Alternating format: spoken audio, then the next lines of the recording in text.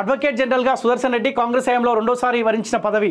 Governor ఆమోదంతో GO జారీ. తెలంగాణ ప్రాంత తొలి ఏజీ ఆయనే. సుప్రీంకోర్టులో తెలంగాణ స్టాండింగ్ కౌన్సిల్గా శ్రావణ్ కుమార్ అంట అడ్వకేట్ జనరల్గా సుదర్శన్ రెడ్డి నిర్వహించారంట.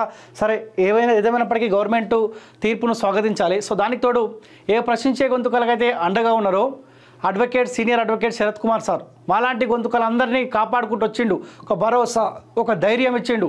ముఖ్యంగా తీర్మార్ మల్లన్న విషయం కావచ్చు, తొలివేలుగు రగన్న విషయం కావచ్చు, దాసరి సీనన్న విషయం కావచ్చు, జిఎస్ఆర్ టీవీ శివరామన్న విషయంలో కావచ్చు, ఓయూ మైపాల్ యాదవ్ అన్న విషయం కావచ్చు, ఏ ప్రశ్నించే గొంతుకలైతే సోషల్ మీడియా వేదికగా గత ప్రభుత్వాన్ని ప్రశ్నించారో మీరు ప్రశ్నించండి, మీరు కరెక్టే పనిచేస్తూ ఉన్నారు, మీపైన ఏమైనా అక్రమ కేసులు అయితే నేను నిలబడతా, కోర్టులో మీ కేసును కొట్టేపించి మిమ్మల్ని బయటకు తీసుకొచ్చే బాధ్యత నేను తీసుకుంటా అని చెప్పిండు.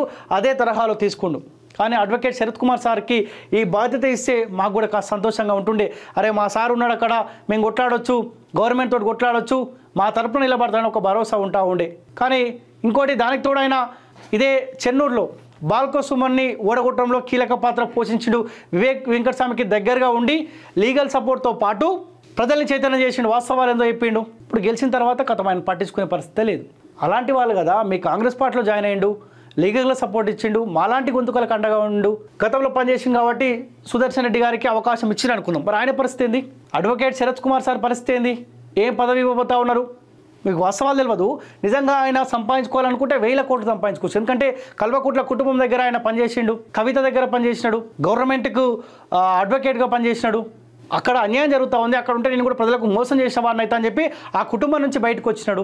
గౌరవించాలని కూడా రిక్వెస్ట్ చేస్తాను. కాంగ్రెస్ గవర్నమెంట్ అడ్వకేట్ శరత్ కుమార్ సార్ని గౌరవించాలి, ఆయనకి ఏదైనా పదవి ఇవ్వాలి, లేకపోతే లీగల్గానే ఏమన్నా సపోర్ట్ తీసుకుంటుంటే కూడా తీసుకునే ప్రయత్నం. ఎందుకంటే మాలాంటి గొంతుకలకు అండగా ఉన్నాడు. మేము ప్రశ్నించడం ఒక ధైర్యంగా ముందుకు వెళ్ళామంటే అడ్వకేట్ శరత్ కుమార్ సారే. ఎవరికి ఇబ్బంది వచ్చినా ఇమీడియట్లీ వాలిపోతూ ఉండే. నేను చాలా సందర్భాల్లో నేను నియోజకవర్గాల వారిగా ఒక అభ్యర్థి తరహాలోనే నేను మాట్లాడుతూ ఉంటే నేను సారు సజెషన్ తీసుకున్నా. నాకు కాల్ చేసి రాము బాగా మాట్లాడుతూ ఉన్నారు మీరు అంటే, సార్ ఏమైనా ఇబ్బంది అయితే సార్ కొంతమంది కామెంట్లలో పెడతా ఉన్నారు, కేటీఆర్ ట్యాగ్ చేస్తూ ఉండు, వీడు ఎక్కువ మాట్లాడుతూ ఉండు, వీరి మీద యాక్షన్ తీసుకోవాలని పెడతా ఉన్నారు సార్. ఇట్లా అంటే సార్కి ఇమీడియట్లీ పంపించిన. సార్ ఇట్లా సంగతి ఇట్లా ఇబ్బంది అయ్యే అవకాశం ఉంటుందా అన్నప్పుడు, రాము నేను ఉన్నప్పుడు నువ్వు మాట్లాడు, నువ్వు వాస్తవం మాట్లాడుతావు అని చెప్పి కొంత ధైర్యం వచ్చింది.